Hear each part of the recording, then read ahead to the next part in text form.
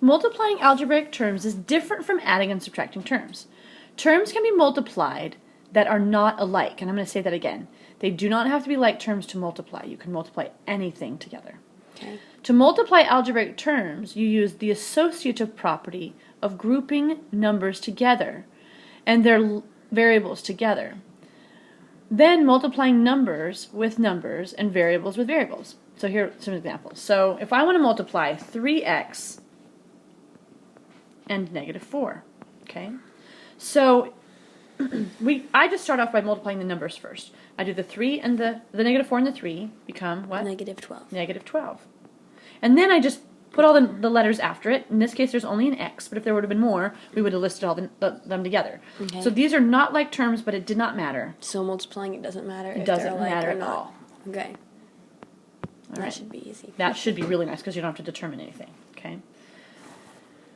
So if I did 5xy squared and I'm multiplying that by 2x to the 4th, I do the numbers first, 5 and 2, which is 10.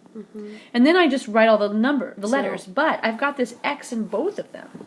So then you just write. Then you do add them for an exponent, right? That's correct. So x2. Careful, this is a 4 and this is a 1. Oh, I didn't see it had an exponent I'm on sorry, top. that is a really big number. I should make that littler. Put a little 4 there. There we go. Okay, so x with a 5 Yes, exponent, so and we then have a- y, 2. Yes, and then a y. There we go. And the y has an As exponent. otherwise, on there's a it. 2. Very good. Okay. Great. And that is it. Okay. Whoa, that's really easy. Yeah. So the next one, we're going to do a whole bunch of them. -7m squared. We're going to multiply that to 2mn squared. Multiply that to n to the 3rd. And multiply that to, I'm going to put a parenthesis around it so it doesn't look like a subtract. 4m to the 4th. I should have gone up a little, but that's okay. All right. Like terms do not matter. So I always do the numbers first. Okay? So what is -7 to -4? Wait, but this one isn't a like term because it has an. And it doesn't matter about like terms at all Oh, because we're that's right. Okay, so -4 and -7, I do that first because then they can cancel each other out to positive. Okay. So that'd be 28. Okay. Times 28 times 2 is, let's see, 16, 46, let's see, 28 times 2, 56. Yes. And positive, right? We included that. 56. Now we have to do all the letters. So I don't care what letter you pick first. And I usually just, since it's over here first, I do the m's. Yep. So I got m squared, m, and m to the 4th. So you would do m to the 6th And how did you determine that? because you add the 4 and the 6. What about this extra little one right here? It's invisible. Oh, so it'd be m to the 7th. Yes.